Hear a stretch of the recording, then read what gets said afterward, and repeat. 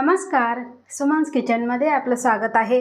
आज आपण उन्हाळा विशेष पोटाला थंडावा देणारे मूग डाळीचे पौष्टिक लाडू कसे बनवायचे ते पाहणार आहोत।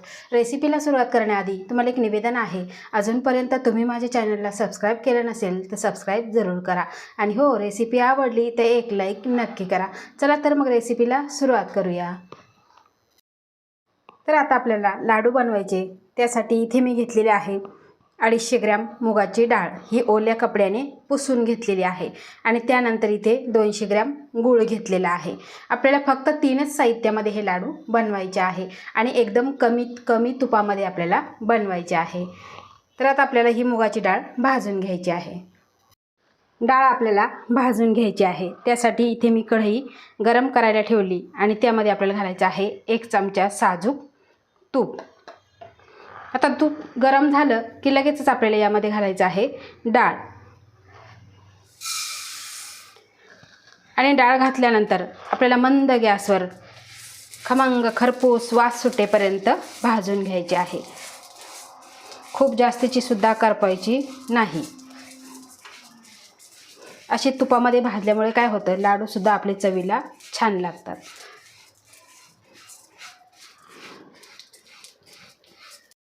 डाळ आपली खमंग अशी भाजून झालेली आहे, तुम्ही इथे बघू शकता। आता ही एका ताटामध्ये काढून पूर्णपणे आपल्याला थंड करून घ्यायची आहे। भाजलेली डाळ पूर्ण ही थंड झालेली आहे। आता ही काय करायची, आपल्याला एकदम बारीक अशी वाटून घ्यायची आहे। त्यासाठी इथे मी मिक्सरचं मोठं भांडं घेतलेलं आहे आणि त्यामध्ये आपल्याला सगळी डाळ घालून घ्यायची आहे।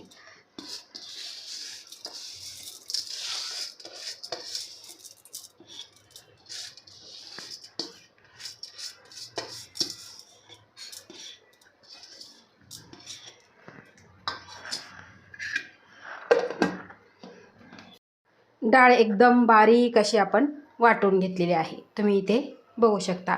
अशाच पद्धतीने आपल्याला ही डाळ बारीक करून घ्यायची आहे। कुठे जाड कण राहिले तर तुम्ही पुन्हा एकदा फिरवून घ्यायचं आहे। आता त्याच कढईमध्ये आपल्याला घालायचं आहे 2 चमचे साजूक तूप।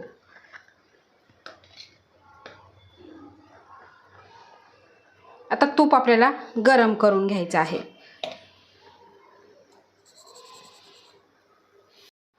तूप गरम झालं की यामध्ये घालायचं आहे आपल्याला 1 चमचा इथे मगजबी।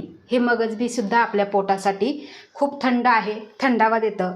ज्यांचं डोकं दुखत असेल, मायग्रेनचा त्रास असेल, त्यांच्यासाठी हे खूप गुणकारी आहे। तर हलकीशी आपल्याला परतून घ्यायचे आहे।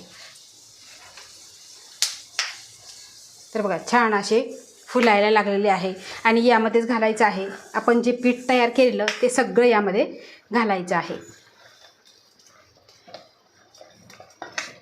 पीठ घातल्यानंतर खमंग खरपूस असं आपल्याला मंद गॅसवर भाजून घ्यायचं आहे। अगदी तळापासून आपल्याला मिक्स करत करत याच्या गाठी मोडत सोनेरी रंगावर भाजून घ्यायचं आहे। पीठ आपण खमंग असं भाजून घेतलेलं आहे आणि याच्या गाठीसुद्धा सगळ्या आपण मोडून घेतलेले आहे। तर तुम्ही इथे कलर बघू शकता, अतिशय सुंदर कलर आलेला आहे आणि वाससुद्धा छान दरवळतोय। आता यामध्ये आपल्याला घालायचं आहे केशरचं दूध। तर इथे मी 1 चमचा गरम दूध घेतलेलं आणि त्यामध्ये 10 ते 12 काड्या केशरच्या भिजत घातलेल्या। यामुळे काय होतं, रंगही छान येतो आणि चवही छान लागते। आता हे सगळं आपण मिक्स करून घेऊ आणि यामध्येच घालायची आहे आपल्याला अर्धा चमचा साखरेत बारीक केलेली वेलची पूड। कारण वेलची पूडसुद्धा ही थंड असते, त्यामुळे वेलची पूड ही जरूर घाला। आता हे सगळं मिक्स करून घेऊ।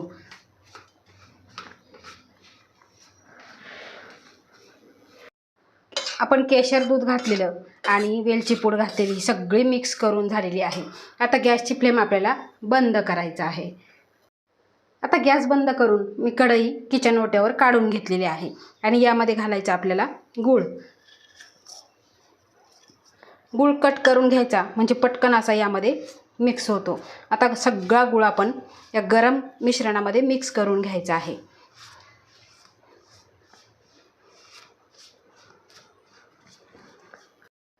उलटनं किंवा झाऱ्याने मिक्स होत नसेल तर काय करायचं, मॅशर घ्यायचं आणि त्या मॅशरने आपल्याला मिक्स करून घ्यायचं आहे। किंवा तुम्ही एखादा ग्लास घ्या, वाटी घ्या आणि त्याने असं मिक्स करून घ्या, म्हणजे गूळ सगळ्या बाजूने व्यवस्थित मिक्स होऊन जाईल अशा पद्धतीने. आणि गरम गरम असतानाच करायचं, म्हणजे लाडूचं मिश्रण हे छान ओलसर होतं आणि लाडूसुद्धा आपल्याला व्यवस्थित बांधता येतात. आता हे सगळं मिश्रण आपण गाठी फोडून सगळं मिक्स करून घेतलेलं आहे आणि तुम्ही इथे बघू शकता. आता हे मिश्रण गरम गरम आहे, तोच आपल्याला लाडू बांधून घ्यायचा आहे. बघा या पद्धतीने बांधायचा आणि पटकन असा हा गरम असताना बांधला की पटकन असा वळल्या जातो आणि छान गोल गरगरीत असा आपला लाडू तयार होतो. आता मिश्रण जर तुम्हाला भरभरीत वाटलं तर तुम्ही मिक्सरला थोडंसं फिरवून घ्या, पण आपण यामध्ये मगज घातलेले आहे त्यामुळे फिरवायची गरज वाटत नाही आणि लाडू एकदम छान असा गोल गरगरीत वळून तयार झालेला आहे. तुम्ही इथे बघू शकता. आता अशाच पद्धतीने आपण सगळे लाडू वळून घेऊ.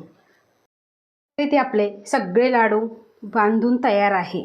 तुम्ही इथे बघू शकता. अतिशय पौष्टिक असे हे लाडू आहे आणि एकदम कमी साहित्यामध्ये आहे. आपण तुपाचा सुद्धा वापर इथे फक्त 3 चमचे केलेला आहे आणि हाताखालच्या साहित्यामध्ये, घरातल्या साहित्यामध्ये हे लाडू बनवून तयार होतात. आता हे लाडू तुम्ही मुलांना नाश्त्यासाठी देऊ शकता किंवा घरामध्ये एखादी बाळंतीण असेल त्या बाळंतीणीला सुद्धा तुम्ही देऊ शकता. अगदी तोंडात टाकताच विरघळणारे हे लाडू तयार झालेले आहे आणि तितकेच हे पौष्टिकसुद्धा आहे. तर तुम्हाला माझी ही आजची रेसिपी कशी वाटली ते कमेंट करून नक्की सांगा. आवडल्यास लाईक करा, शेअर करा, सबस्क्राईब करा आणि बाजूचं बेल आयकॉन बटन प्रेस करा. धन्यवाद.